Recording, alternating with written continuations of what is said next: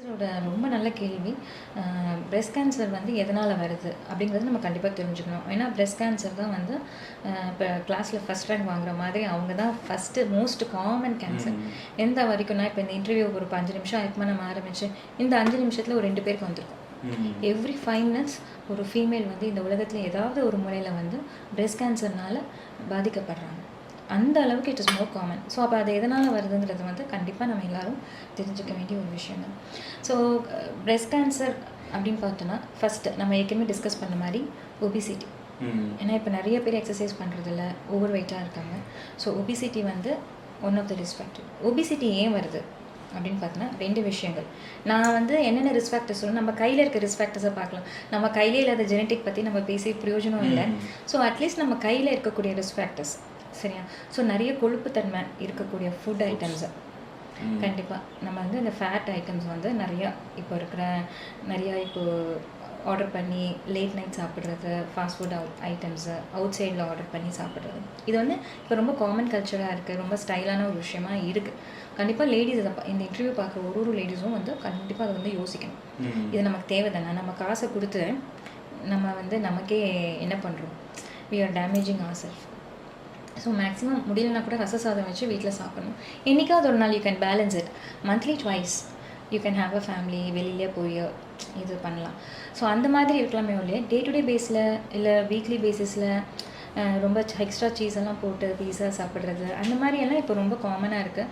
So அதை வந்து முக்கியமாக வந்து அது இந்த டீனேஜ் கேர்ள்ஸு இல்லை முடிச்சுட்டு இப்போ ஃப்ரெஷ்ஷாக வேலைக்கு போயிருக்காங்க, ஹாஸ்டலில் தங்கியிருக்காங்க, அவங்க மத்தியில் வந்து ரொம்ப காமனாக இருக்குது.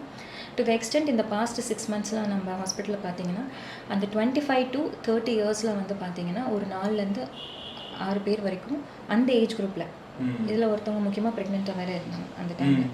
So it is very very very common. So அதே மாதிரி பிரெஸ்ட் ஃபீடிங் பண்ணாமல் இருக்கிறவங்க, ஸோ பிரெஸ்ட் ஃபீடிங் வந்து இஸ் ப்ரொடெக்டிவ். ஒரு பெண்ணும் வந்து கண்டிப்பாக வந்து உங்களுக்கு அது ஒரு ஆப்பர்ச்சுனிட்டி மாதிரி, ஒரு குட் ஆப்பர்ச்சுனிட்டி மாதிரி. ஸோ நமக்கு அந்த சான்ஸ் கிடைக்கும்போது கண்டிப்பாக அதை யூட்டிலைஸ் பண்ணிக்கணும். அது வந்து நம்மளை ப்ரொடெக்ட் பண்ணும். பிரெஸ்ட் ஃபீடிங் வந்து ஒரு பெண்மணிக்கும் பிரெஸ்ட் கேன்சர் வரக்கூடிய ரிஸ்க்கை வந்து கண்டிப்பாக கம்மி பண்ணும். ஸோ அந்த ஆப்பர்ச்சுனிட்டி கிடைக்கும் போது அதை யூட்டிலைஸ் பண்ணிக்கணும். எப்படி அப்படின்னா கண்டிப்பாக 6 months வந்து எக்ஸ்க்ளூசிவாக பிரெஸ்ட் ஃபீட் பண்ணுங்கள். எவ்வளோ தூரம் 1.5 years 2 years நம்ம வேலைக்கு போகலாம், நமக்கு தெரியாது. ஸோ அந்த மாதிரி வந்து நம்ம யூஸ் பண்ணலாம். ஸோ மோஸ்ட்லி 75 to 80% வந்து லைஃப் ஸ்டைல் சாய்ஸஸ் தான். ஸோ நம்ம அதை கரெக்ட் பண்ணி கண்டிப்பாக ஃபிசிக்கல் எக்ஸசைஸ் வந்து நம்ம ஊரில் சுத்தமாக அவேர்னஸ் கிடையாது. அது என்னமோ சினி ஃபீல்டில் இருக்கிறவங்களுக்கு தான் ரொம்ப கம்மியாக இருக்காங்க. ஹெல்த் ஃப்ரீக்ஸாக இருக்கணும்னு கட்டாயம் இல்லை. பட் எவ்ரிடே நம்ம வந்து 20 minutes வந்து should be we should do some stretches, walking. இல்லை எது பிடிக்குமோ, டான்ஸ் பிடிக்குமோ டான்ஸ் பண்ணலாம், சைக்கிளிங் பண்ணலாம். சைக்கிள் நம்ம ரோட்டில் முடியாது அப்படின்னு ஃபீல் பண்ணிங்கன்னா அட்லீஸ்ட் ஸ்விம்மிங் பண்ணலாம். இப்போ நிறைய பேர் கேட்டட் கமெண்ட்டில் இருக்காங்க. கண்டிப்பாக ஒரு விஷயத்தை நம்ம ப்ராக்டிக்கலாக அப்ரோச் பண்ணணும். ஸோ இதெல்லாம் ஃபாலோ பண்ணும்போது தெர்ஸ் லிட்ரேச்சர் இருக்குல்ல. இப்போ நான் சொன்னதில் நான் சொல்லலை, வேர்ல்டு ஹெல்த் ஆர்கனைசேஷன் வந்து ரிப்போர்ட் கொடுக்குறாங்க. ஸோ 75% வந்து நம்ம லைஃப் ஸ்டைல் சாய்ஸஸ்னால தான் வருதுங்கிறாங்க. அப்புறம் why don't you correct yourself? Life வந்து ரொம்ப இம்பார்ட்டண்ட் இல்லையா? ஹெல்த் இஸ் வெரி இம்பார்ட்டண்ட் இல்லையா? நல்லா ஹாப்பியாக இருக்கணும் அப்படின்னா நம்ம ஹெல்த் நல்லா இருந்தால் ஹாப்பியாக இருக்கலாம் இல்லையா? நிறைய சாதிக்கலாம். Whatever is your dream, you can go behind your dream. கரெக்டாக. ஸோ அதனால் கண்டிப்பாக லைஃப் ஸ்டைல் சாய்ஸஸ் வந்து வெரி இம்பார்ட்டன்ட். பிரஸ்ட் கேன்சரோட அறிகுறி வந்து 95% வந்து வலி இல்லாத கட்டி தான். ஓகேங்களா? ஸோ அப்போ அந்த வலி இல்லாத கட்டியை வந்து எப்படி கண்டுபிடிக்கலாம், அதுதான் நெக்ஸ்ட் கொஷின். ஸோ அதுக்கு தான் நமக்கு அவேர்னஸ் வேணும். அதுக்கு தான் வந்து 2வது முக்கியமான டேக் ஹோம் மெசேஜ் வந்து என்ன அப்படின்னா ஒரு பெண்ணும் வந்து சுய மார்பக பரிசோதனை, இங்கிலீஷில் வந்து செல்ஃப் பிரெஸ்ட் எக்ஸாமினேஷன். நாங்கள் நிறைய ஸ்கூல்ஸ் போன வருஷம் மட்டும் நாங்கள் 3000-4000 ஸ்கூல்ஸ் அண்ட் காலேஜஸ்க்கு போய் இதை பற்றின அவேர்னஸ் எப்படி நீங்களே எக்ஸாமின் பண்ணிக்கலாம் உங்கள் பிரெஸ்ட்டை அப்படிங்கிறது வந்து நாங்கள் வந்து ஒரு பெரிய ஒரு கேம்பெயினாகவே ரன் பண்ணோம். ஸோ அது வந்து ஒரு பெண்ணும் வந்து செல்ஃப் பிரெஸ்ட் எக்ஸாமினேஷன் பண்ணணும். ஸோ பீரியட்ஸ் முடிஞ்சு மோஸ்ட்லி அதுக்கப்புறம் பண்ணலாம். அந்த ஒரு முடிஞ்ச உடனே பண்ணும்போது கொஞ்சம் பிரெஸ்ட் பெயின்லாம் நிறைய பேருக்கு இருக்காது, கம்ஃபர்டபுளான பீரியட் அது. அண்ட் எவ்ரி மந்த்லி ஒன்ஸ் அந்த டைமில் வந்து செல்ஃப் பிரெஸ்ட் எக்ஸாமினேஷன் வந்து அவங்க கண்டிப்பாக பண்ணணும். ஸோ அது ரெகுலராக இப்போ ஒருத்தவங்க வந்து செஞ்சுட்டே இருக்காங்கன்னு வச்சுக்கோங்களேன், ஒரு 2 yearsஆக செய்யும்போது ஸோ அவங்களுக்கு நல்லா தரவாக தெரியும் என்னோடய மார்பகங்கள் எப்படி இருக்குன்னு. ஸோ 2 வருஷமாக நான் பார்க்குறேன் ஒன்றுமே இல்லை, இந்த தடவை நான் பார்க்கும்போது திடீர்னு வந்து ஒன்று ஹார்டாக ஃபீல் ஆகுது அப்படின்னா கண்டுபிடிக்கலாம் இல்லையா? இது வந்து நீங்கள் டாக்டர் கிட்ட போக வேணாம், கரெக்டாக எந்த செலவும் பண்ண வேணாம். ஜஸ்ட் சிம்பிளாக வீட்டில் வந்து ஆனால் இதை பண்ணணும் கான்ஷியஸாக ஒரு 2 நிமிஷம் செலவு பண்ணி நம்ம வந்து இந்த டெக்னிக்கை வந்து கண்டிப்பாக பண்ணணும். பண்ணும்போது சப்போஸ் அந்த மாதிரி உங்களுக்கு தென்படுது அப்படின்னா கண்டிப்பாக டாக்டரை போய் நீங்கள் வீட்டு பக்கத்தில் இருக்க டாக்டரை போய் பார்க்கலாம். இன்னொரு விஷயமும் நான் சொல்லிக்க விரும்புகிறேன். உடனே மேம் நான் கரெக்டாக பண்ணிகிட்ருக்கேன், திடீர்னு ஒரு கட்டி இருக்குன்னு பதற வேண்டாம். ஓகே.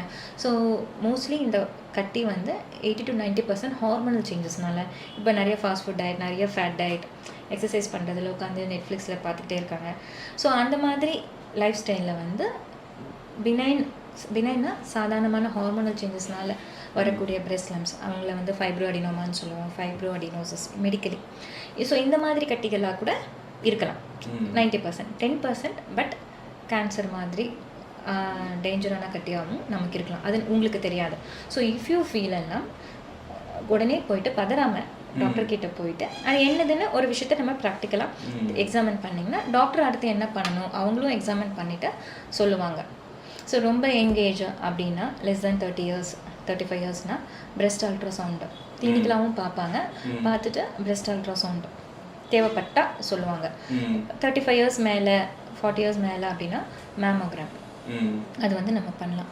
ஸோ மேமோகிராம் அப்படின்னா என்ன அப்படின்னா அது வந்து மார்பகத்துக்கு பண்ணக்கூடிய எக்ஸ்ரே. இப்போ வந்து செஸ்ட் எக்ஸ்ரேனா நெஞ்சுக்கு நம்ம பண்ணுறோம் இல்லையா, எல்லாரும் பண்ணியிருப்போம், வலி இருந்ததில்லை கரெக்டாக. ஜஸ்ட் எக்ஸ்ரேஸ் பாஸ் பண்ணி நம்ம லங்ஸை பார்க்குறோம் கரெக்டாக, அது பேர் செஸ்ட் எக்ஸ்ரே. சேம் வே அந்த எக்ஸ்ரேஸே யூஸ் பண்ணி பிரெஸ்ட்டில் ஏதாவது ப்ராப்ளம் இருக்கா, ஏதாவது கட்டி இருக்கா, ஏதாவது கால்சியம் டெபாசிட் இருக்குதா அப்படின்னு நம்ம பார்க்குறது பேர் மேமோகிராம். அந்த ஒரு டெஸ்ட் பேர் மேமோகிராம். முன்னெல்லாம் பழைய டெக்னில் ரொம்ப பெயின்ஃபுல்லாலாம் இருந்துச்சு. ஸோ லேடிஸ் நிறைய பேர் பயப்படாதீங்க, தயவுசெய்து கம் ஃபார்வர்ட். இப்போ ரொம்ப காமனாக இருக்குது, யங் ஏஜ்லேருந்து இருக்குது. யங்கஸ்ட்டு 18 இயர்ஸ் பிரெஸ்ட் கேன்சர் அவங்க ஒரு ஸ்டாஃப் நர்ஸ் பார்த்துட்டு நிறைய பேர் நினச்சிக்கிறாங்க நம்ம பாட்டி ஆனால் தான் வரும் அப்படின்னு. அப்படி கிடையாது. It can happen at very young age. 18 இயர்ஸில் பிரெஸ்ட் கேன்சர் வந்து பார்த்துருக்கு, அவங்க ஒரு ஸ்டாஃப் நர்ஸாக இருந்தாங்க.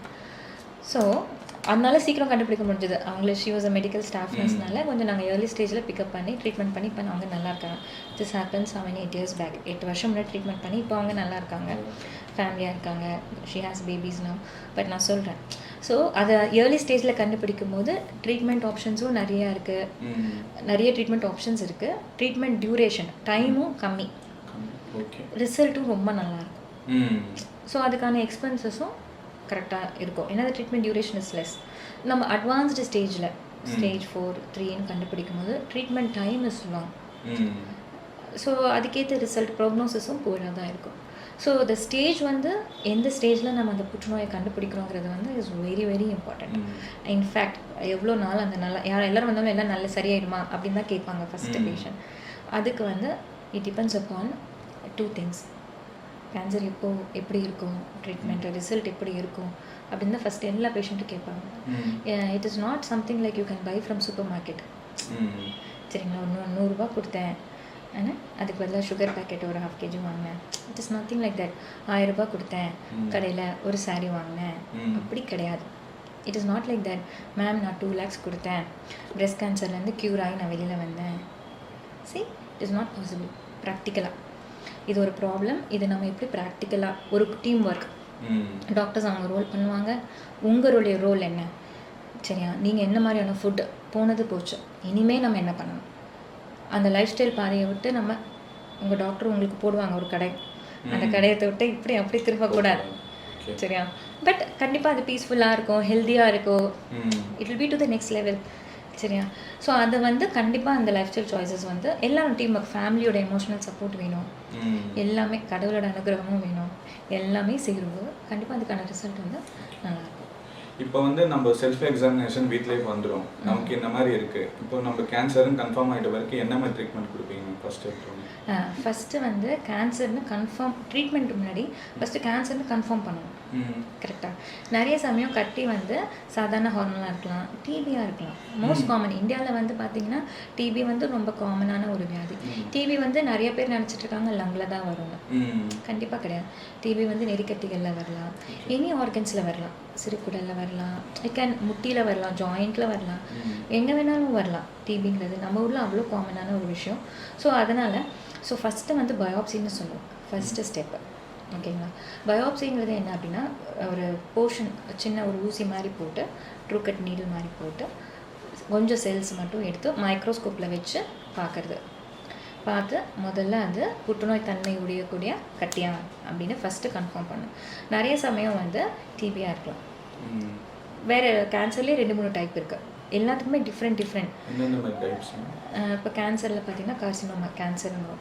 ரெண்டாவது லிம்ஃபோமா, எல்லா நெறிக்கட்டிகளில் வரக்கூடிய கேன்சர் பார்த்தீங்கன்னா அது லிம்ஃபோமா.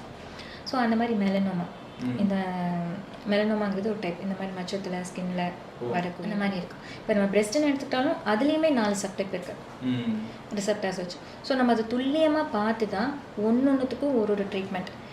ஏன்னா ப்ளஸ் ஏன்னா அதுக்கு மைனஸ் ஏ தான் ட்ரீட்மெண்ட். ஏக்கு போய் நான் சி ட்ரீட்மெண்ட் கொடுக்க முடியாது. முதல்ல நான் ஏ பார்க்குறேன்னா, பி பார்க்குறேன்னா, சி பார்க்குறேன்னான்னு தெளிவாக தெரியணும். புரியுதுங்களா? அப்போ ஏக்கு அதுக்கான ட்ரீட்மெண்ட் தான், பிக்கு அதுக்கான ட்ரீட்மெண்ட். பியோட ட்ரீட்மெண்ட் நான் ஏக்கு கொடுத்தா ரெஸ்பான்ஸ் இருக்க போகிறதில்ல. ட்ரையல் பண்ணுறதுக்கு கேன்சர் நமக்கு டைமும் கொடுக்காது. இது வந்து ஃபாஸ்ட் க்ரோவிங்கான ஒரு வியாதி. ஸோ இப்போ இன்னைக்கால ஒரு பேஷண்ட் பார்த்தோம், மூளையில் கட்டி இருக்குது. 3 வாரம் போதும் அதுக்கு. 3 வாரம் அவங்க யோசிக்கிறாங்க, இந்த ட்ரீட்மெண்ட் எடுக்கலாமா, அந்த ட்ரீட்மெண்ட் எடுக்கலாமா. அந்த கேப்பில் இட் வில் க்ரோ. அது போதும், 3 வாரம் போதும். ஸோ அதனால் நம்ம வந்து ப்ராப்பரான ட்ரீட்மெண்ட் கேன்சர் பொறுத்த வரைக்கும் first treatment should be correct and best treatment. நம்ம அதில் சான்ஸ் இருக்க முடியாது. வேறு ட்ரீட்மெண்ட் ஃபார்ம்ஸ் நம்ம எடுத்து ஒரு வேளை ரெஸ்பாண்ட் ஆகாமல் ஜாஸ்தி ஆயிடுச்சுன்னா you can never go back. இல்லை, you can never go back the time. Stage 1 கண்டுபிடிச்சோமே, இப்போ ஸ்டேஜ் 3 ஆகிடுச்சு அப்படின்னு நம்ம ஃபீல் பண்ண முடியாது. ஸோ கம்மிங் பேக், நீங்கள் கேட்ட கேள்விக்கு ஃபஸ்ட்டு நம்ம பயாப்சி பண்ணுறோம் ஒன்று.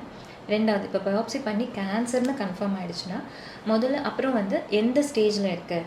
ஸோ கேன்சர் பார்த்திங்கன்னா மொத்தம் 4 ஸ்டேஜ் இருக்குது. 1, 2, 3, 4. ஸோ இந்த 4 ஸ்டேஜில் அந்த பேஷண்ட் வந்து எதில் இருக்காங்க அப்படிங்கிறது வந்து நம்ம ஐடென்டிஃபை பண்ணணும் அவங்கள.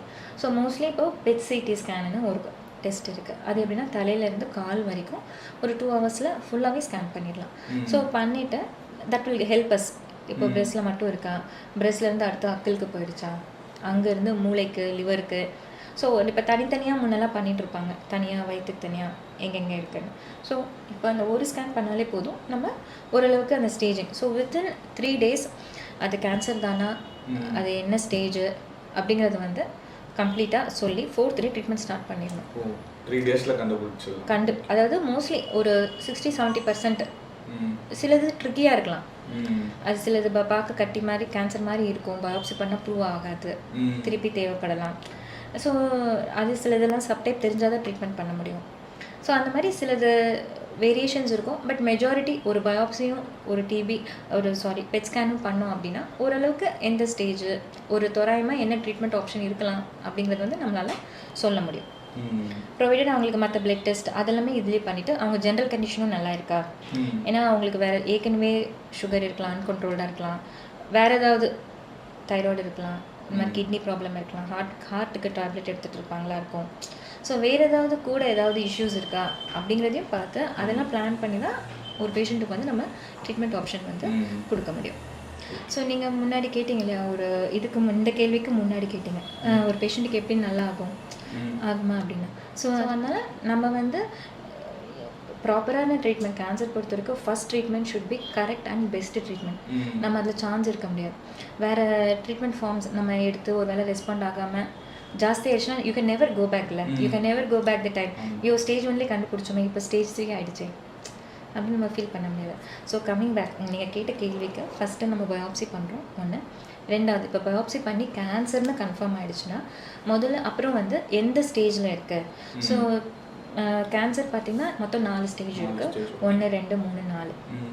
ஸோ இந்த 4 ஸ்டேஜில் அந்த பேஷண்ட் வந்து எதில் இருக்காங்க அப்படிங்கிறது வந்து நம்ம ஐடென்டிஃபை பண்ணணும் அவங்கள.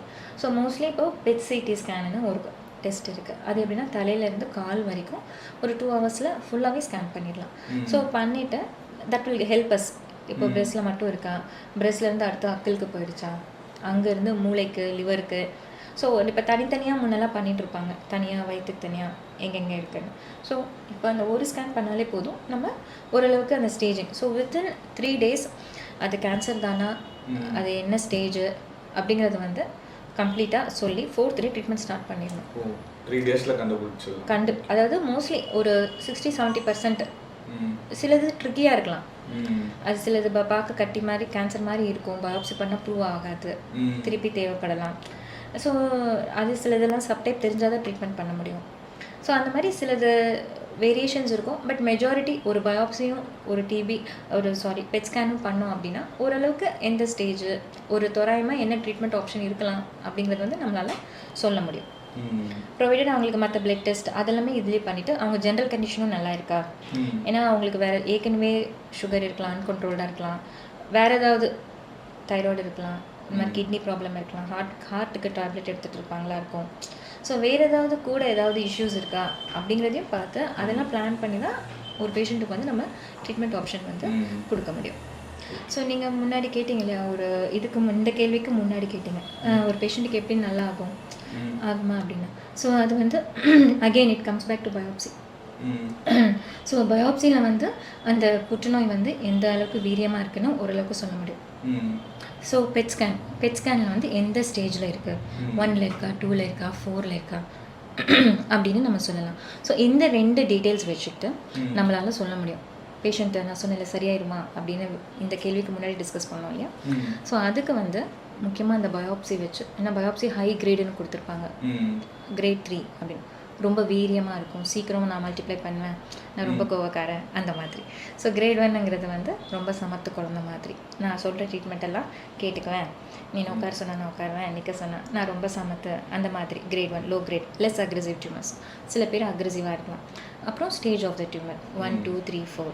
ஸோ ஸ்டேஜ் 1னா இன்னும் ரிசல்ட் நல்லாயிருக்கும், பெட்டராக இருக்கும். ஸோ அடுத்தடுத்து பரவ ஹையர் ஸ்டேஜ் ஆக சர்வைவலும் கம்மியாகும், ட்ரீட்மெண்ட் டைம் லாங்காக இருக்கலாம். ஸோ இதெல்லாம் வச்சு தான் ஒரு பேஷண்ட் வந்து எப்படி ரெஸ்பாண்ட் பண்ணுவாங்க ட்ரீட்மெண்ட்டுக்கு, என்ன ட்ரீட்மெண்ட் தேவைப்படும் அப்படின்னு நம்ம டிசைட் பண்ணுவோம்.